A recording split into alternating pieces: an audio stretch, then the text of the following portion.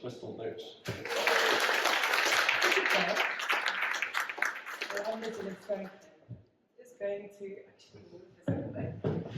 Just my position so I don't take up the silhouette in here. Hello everybody, I see quite a few familiar faces. Lovely to see you all. I was quite, it's easy for me to talk all the time about anything and everything, but once I get given a theme and really like to focus it onto something and put my world into a theme, it sometimes I go through a whole wonky way of how do I get there. And soft to me was quite bizarre. I was like, this is weird, sissy, softy, weirdo, do more squats, this is soft, whatever. Like I went through so many things that are soft. And for me, I came back to the whole thing of being a woman and leading as a woman. Softness and gentleness and compassion with a mostly female team. But let me start guiding you through the process. I'm also not going to tell you my bio and history and everything that you can Google. Please do that. I'd like to talk about things that are not online. Cool. So, my logo was actually designed to like 15 years ago already, and it was meant to, the brief was that any language in the whole world will be able to type it out onto their keyboard. So, here I am, Crystal Birch, soft power, the feminine way of leading and making. So, I don't know who of you have been to the factory. And just a brief, I do need to give you a little bit of history. The factory I now own for 5 years and have been in for 7 years was established in 1936, formerly known as Parisian Milliners. This was a factory owned by Harry Factor, and his mom and dad started from Latvia and Poland, and then he took over from his brother and dad in the 50s. I visited this factory at a student outing, falling completely in love with the fact that things are handmade, with steam and gas, and these are all steel blocks. Each block is a different shape for a hat, and it's the same way we are traditional milliners. So we make hats the same way it's been done for the past 500 years. So a milliner used to be a hatter and a milliner. The hatter was the mad hatter, because they blocked with mercury and became completely cuckoo, and then the milliner would take over to trim. So they had different roles. Now it's just a milliner, it's all amalgamated from the Victorian times, and so everybody essentially, but we still have blockers, milliners, and trimmers, and then we also have machinists, so we have still the different roles. But the most interesting thing is that these blocks have been collected and purchased throughout the past century. And the ones on the left, this video, is a factory that's been closed for 20 years, and it's in storage right now. I've got 300 steel blocks and 300 wooden ones. There's 7 tons, there's 680 blocks in storage for 20 years in Joburg, and I'm trying to acquire for the past 3.5 years, negotiating with a very old family who's very sentimental. I met the granddad, and I'm in his will to say, these blocks can only go to the crazy lady in Cape Town. So wish us luck, and you'll see when that goes live as a GoFundMe, if they approve the ridiculous story I want them to process and say yes. So, I was a stylist for 13 years, and I studied in London, hat making, after I had got a BA degree in fashion. And I've always wanted to be a specialist in something. So everybody goes, how do I get into hat making?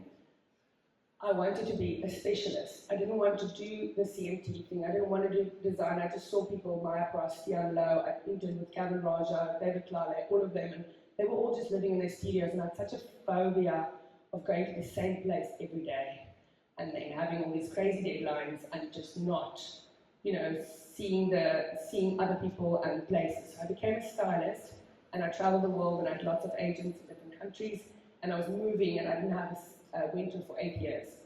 But as soon as I had my daughter, 8 years ago, I wanted that stability and routine and same place, and I wanted to know what's going on, like without being penciled or standby or just have to go the day before because this agency wants you to go there, and I just wanted some stability and a place that I could also just go every day, know what I'm doing, and then be there for my daughter.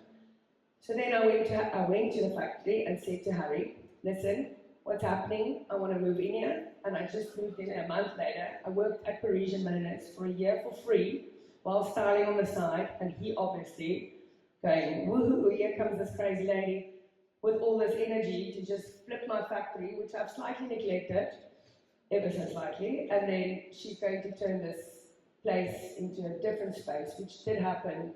And the showroom turned it into a store. And we started with 48 staff, 3,000 square meters. So the team with soft hearts and strong vision was half male, half female, and it was completely male driven. From the dispatch, the sales, Harry, the accountants that smoked everywhere, and it was just, everything is from 1936, the same mentality as 1962, and then the women were all, even in the wages, you could see how much less women earned, like literally 2/3 of what the men earned, and they would be in senior positions. And the reason this whole softness and women and leading with compassion and gentleness is such a big thing for me, and becoming a mother and how I step into this role, is that Harry didn't even know everybody's names. He would just go like that one with a, some derogative terminology, or like point to someone who, that half-blind one, or that one that isn't, or this one that sits in the behind that one. I'm like, she's worked here for 37 years, I mean, you should know her name, So I think when coming from the manufacturing industry and how male-dominated it was with him, his dad, his brother, and everybody, how the way that they put their team together, the way they speak to their team, and the way that men sat in the front, and how they're all divided, not only in race, also smoking, non-smoking, male, female, everything was divided in this factory. And I had a big problem with it, because I really do not believe in all these walls and all these lines and all these rules. And, yeah, I'm slightly unemployable, so that's why I am self-employed. So this was the big team, and this is Harry. Harry and I started together 7 years ago. And then now, through this whole process, we have been evicted, I've been to High Court, we've gone through retrenchment, resizing, redesigning, rethinking, repurposing. Most of these wooden things in this factory is now our kitchen, and we've relocated twice and gone down from 3,000 square meters down to 400 square meters, gone down from 48 staff down to 12. So yes, it is a dying art. It is a dying art because when we collaborate, people don't mention us. And I wrote recently to a very big international show when they did not do our big press releases, and we weren't in the initial press release. The reason we are a dying art, the reason we are a forgotten accessory, is because you, as a designer who's got mega exposure, forgot to mention us. So that is extremely emotional. And also that's why Bingo's there all the time, my dog, because he's the emotional support animal on the organogram, officially. So the factory that size, you might think that 3,000 square meters, 48 people, how do we survive in lockdown? That's a big question I always get asked. Through funeral hats, guys. We were pumping. It was the best time ever. Lockdown level 5, music playing loud, and we're just making funeral hats. Everything turned from color to black. Nobody bothered us. Everybody paid the price.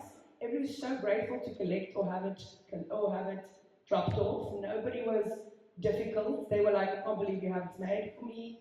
And the biggest funeral we did so far was Winnie Mandela's funeral, and the whole team had to fly to Joburg for overnight with all of our boxes. And then we're in the Mandela's house on the floor, customizing hats going. But we can't go like, woo, guys, look at us, we are doing such amazing stuff. But we realized that all the videos coming in with everybody doing, like showing me which funeral they're at, they went to funerals that they didn't even know the person who died. They would just go for the gogo and the neighbor, and everybody could go to party because 50 people could go to a funeral. So we realized, like, a few weeks later, whoa, all these kids are buying hats. It's not really old people. Not everybody's grandmother could die at the same time. And so we realized it's people that just took the gap for the 50 to go party and socialize, and then have their hats, and then we were like cheering them on, obviously. So the factory also predominantly made hats for funerals, weddings, church, and choirs. which now also have changed because all those clientele with Harry, as old as he was, retiring at 88, they also started fading out. Their businesses closing, passing away. I got more like, what do you call it, letters of the owner not being alive anymore that I did of new clients. Or so that whole style and the way that the business was run was just completely faded out. So I had to, for the past 7 years, create a whole new clientele and database. And that's why Crystal Birch is a brand that is mostly for youth to be covered by the sun, look amazing. I want to be on the beach in the bush. And then to simplify things so that it's an old heritage craft, but it's done in a contemporary way. So back to just millinery being a traditional craft in the way that we block the same way 500 years, we would like to say that we are the bikers, and in the soft cloth area, caps and bucket hats made like clothing, they are the scooters, and we are like the surfers, and they're like the bodyboarders. So we are the OGs. We are the ones that like does it the traditional way. It's very, very hard to explain to everybody. When Woolworths has a hat for sale for $3.99, after that hat was made, it was trimmed, it was blocked, it was trimmed, it was shipped, it was marked up. And that ends up in that whole supply chain, comes back to South Africa, hangs on the little clip next to the socks for $3.99 and smells like cardboard. For me to explain why one hat goes through 13 people's hands, if it goes through mine and Azra's, that's 15 people's hands. I just sometimes pat them to remind myself what I do, because I'm so in the managerial and digital space that I just want to be more hands-on. And this softness scales differently for me, is that everybody wants you to scale bigger and up and successful, and taking the team down from 48 and going down to 400 square meters for me is sustainably more dynamic, more manageable, because I've got the hat factory, which was Parisian, with Crystal Birch as a brand inside, but then I also create everybody else's hats. So Malvo and Moon, Beach Cult, Sindizukamalo, Richard Nisi, Febe Magugu, Fabulous Sands, Unzikizi. The amount of labels we have and the fact that we create for other people is nuts. Just to manage that and to manage the brand is a constant Mad Hatter juggling octopus situation. So for me, rethinking this scaling of the relocating, redesigning, and repurposing everything has gone smaller, and that for me is a bit more sanity, and it's still wild because, you know, with the brand and opening the store soon in the watershed, there's so much going on that I think sometimes if we could just focus and just have one brand. But this all taught me also to become more quiet and become more gentle, stop the fighting against all these men, which after I bought the company, I got evicted and got taken to high court. And if you get bullied in emails going like, put a little leash on the girl, and I'm like, which girl? As long as it has Swarovskis on it. And my lawyer's like, get off the email, they're intimidating you. So playing that kind of game and realized, and burning out all the time, I just also realized to step back into my softness, step back into my own peace, my own way, without having to be so aggressive to fight back. So it took me a long time to learn that. And my factory is not about production, it's about preservation, the artistry of skills and many stories. And we preserve the art of hat making in a contemporary way, and the heritage of the hat factory, formerly known as Parisian. And this to me is very important because everybody goes, my grandmother used to wear hats. I'm like, I know. Everyone's grands used to wear hats, and that's why they made hats, because it was expensive to buy hats all the time. And I want to bring that back by teaching people how to do that. And everybody says they don't wear hats. They do. Because what do you do in the sun? Nobody walks around with umbrellas. You all wear a hat in the sun because people go, I don't wear hats. You do. And even if you don't, you do figuratively, and you will after you met mine. So this was Harry and I, still in the good old days. And then I always say that I'm a millionaire and not a magician, but I'd like to take that back because we do make magic. If we get an Amazon ad now and they want a giant hat that the head circumference is 75 and a normal one is a normal head size is 50, 56, 57, And then this hat has to be a giant hat on an egg that represents Jeff Bezos, and it's all in 2 days' time. The fact that the team will have anything I tell them, if you don't make this, we can't do it. They'll rock up the next day and the film industry would have made it. And that way they'll make something possible. If we have to make huge hats for Mini Cooper Global and for Royal Ascot, and they can't fit into the Mini that's convertible to disguise everybody's faces because then they have to pay usage for the models, 3 days later we've done it. So we are magicians. And if there's a film coming with 600 extras for 1920s shooting in Egypt in 3 weeks' time, we ship 600 hats for 1920s and open our books in that era, and that goes. But that is not our core business because it goes like this all the time, as does everything else, because we don't have one contract secured. Every month I start from scratch, which is also psychotic. There's some breath work and Pilates, people. But my main focus is how the African landscape how the headscape for Africa looks, and how I want to change that. I've been profiled recently by a company to disclose the stuff that happens next year, which I'm very excited about. But I'm the only female hat factory owner in the Southern Hemisphere. So, thank you. I told this to one of my mentors and he said, thank God. And I'm also the only one that's not family owned, because everybody in the manufacturing industry usually inherits their parents, and also statistically it only makes it to the second generation. Now the third generation is extremely rare, like Kate Cobra, Justine is the third, and she's like the 4% in the world of actually taking over your family business and preserving that kind of craft. So the African landscape, I'm very excited about how to change people's minds that a hat is not an ancient vintage accessory. Vintage, the word vintage, guys. No vintage, okay? It's not vintage, it's brand new. It's made in a heritage way.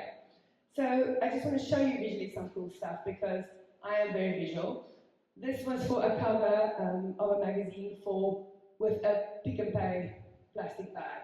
Those are all ostrich feathers with plastic. And I just want to show you things that I like breaking the rules, how they said it's a poor boy for men, but if it's aqua and it's on a woman, I don't like it also when people come to me and say it has to match a certain thing, or my belt and my this, and I'm like, okay, cool story, bro. This is our best sellers, essentially, and the cowboy hat was for a recent collection done with Don Julio. We were artists sent to Mexico to meet the Don Julio family and create collections for the Don Julio brand for the past year, which has been really epic, like to drink tequila with the Don Julio family. Must say, it's one of my core memories now for traveling. Don't want to go to Mexico without them.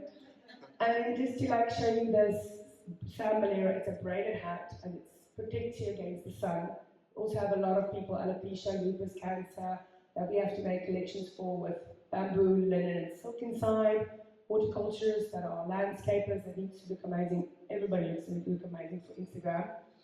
To wear hats in the sun. This is a collaboration over the years where another job lot that I bought from a factory close to also about 20 years ago, bought all their materials, and some of them were moth-eaten and water damaged and sun damaged, and then we recycle them into conceptual pieces. And I sometimes want the moths to come back and make more holes, like limited edition, no moths being hurt during this time. Add some Swarovskis, and then it's your new limited edition bestseller.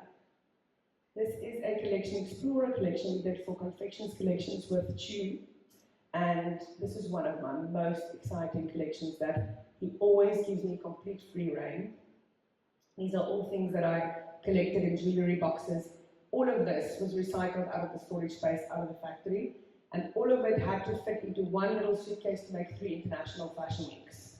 So the whole collection, 16 hats, all fitted into a small little soft bag for him to showcase, because there was no shipping. Hats globally is extreme. It's all volumetric weight, so people don't understand that this hat will cost to Los Angeles $2,500 for shipping, individually. That's why we need retailers, so we can pack them all together. Then we've got influencers like Trevor Steelman, who's been an incredible supporter over the years from the beginning. More of the Explorer collection, which I just really love. We've done about 6 collections for him.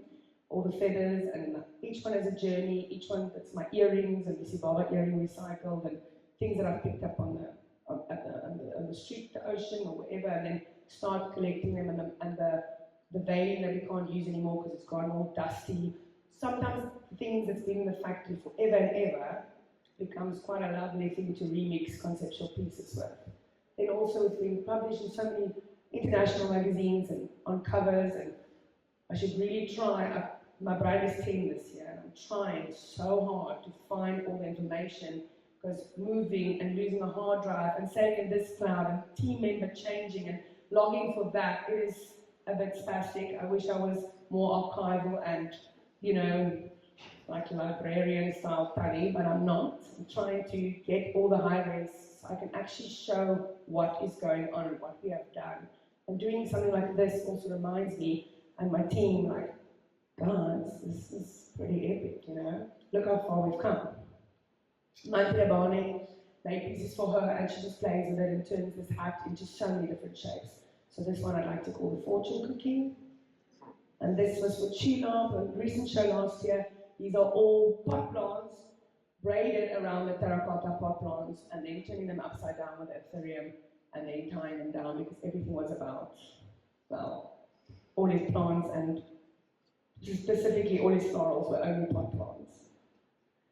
And then the constant collaboration with the VOs is fantastic, because also we get to play off limited edition hats that we can block into our bestseller, and we can like keep the raw edges, and we can really break a lot of rules to play with all of her one-offs and her special garments, and we really do incredible salon shows.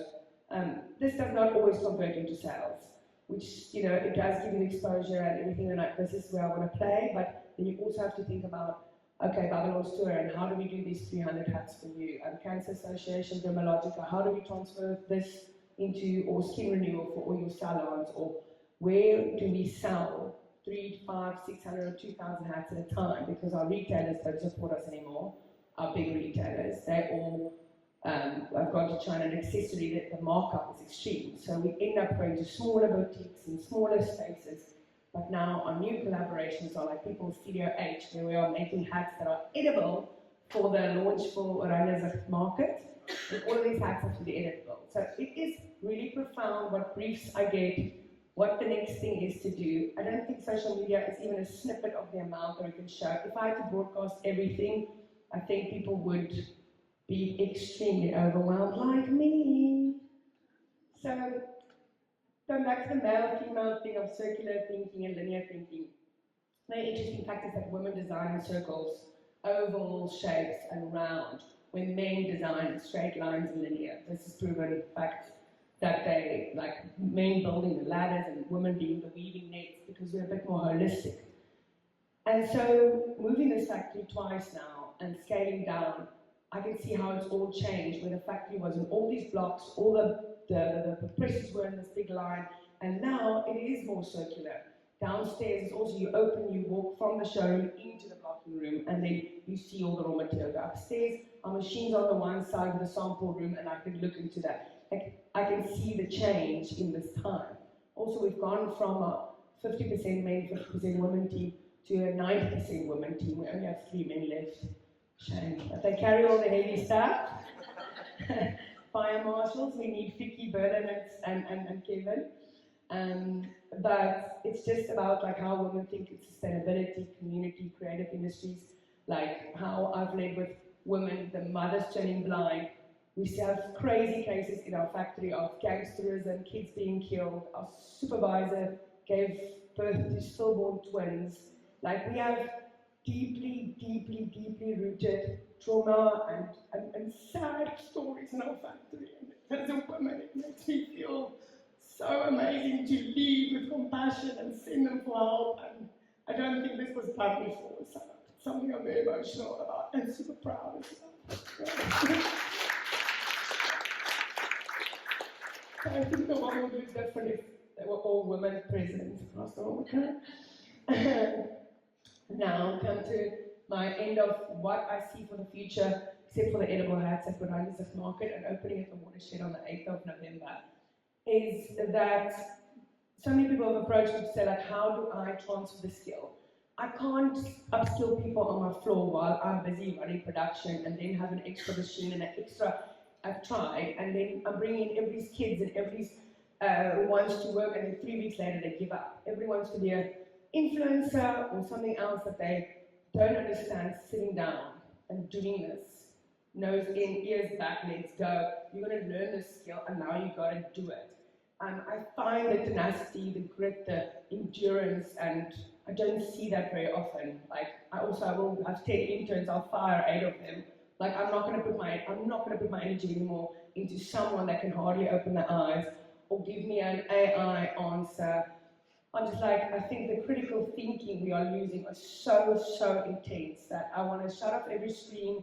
I want to shut people like with no signal so they can start thinking again. And I think the analog thing about why this factory will not die is because when we had load shedding, we have gas and we have like our little radio in the battery and we're all just jolling and just waiting for the machines to go on. So we carried on, and we couldn't even do a big generator because the machines were so old, so they couldn't talk to the generator. So everything was just back to the same way it was done before, written down on the little slippies.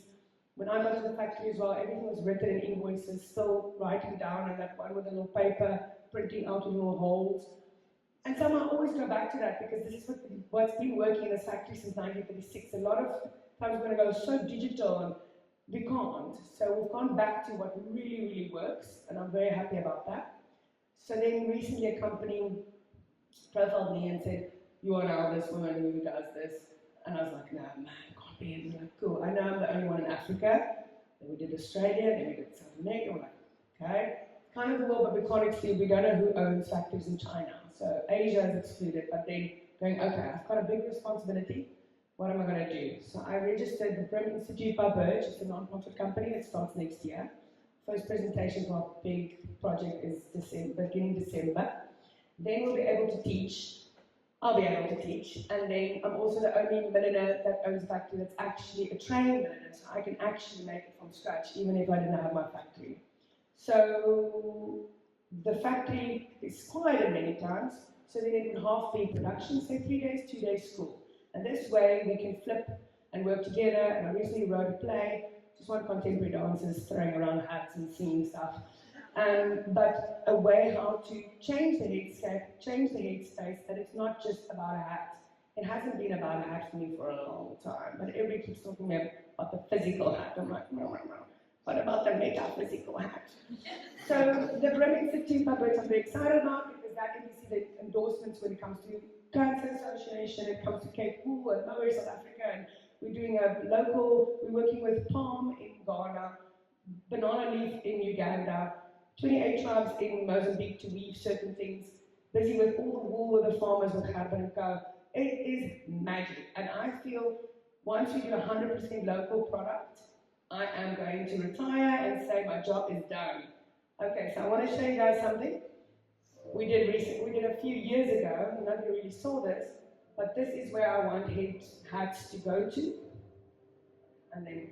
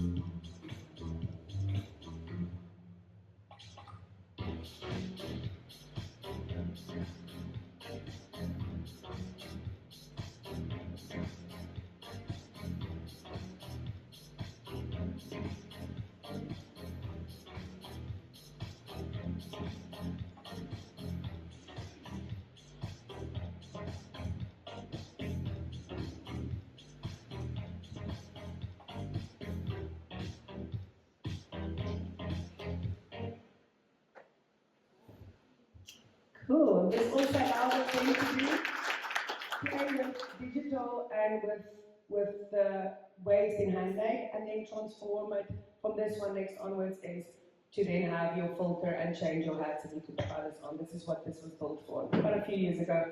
I need to revisit this again. But all in all, I'm very excited about what it's going to look like and what it's looking like already and what's already happening. It's just, I don't think too many people know about it yet, so we'll start broadcasting big time from end of the year when everything has now kicked in with the Broken City. Thank you guys for listening to my Creative Morning Talk.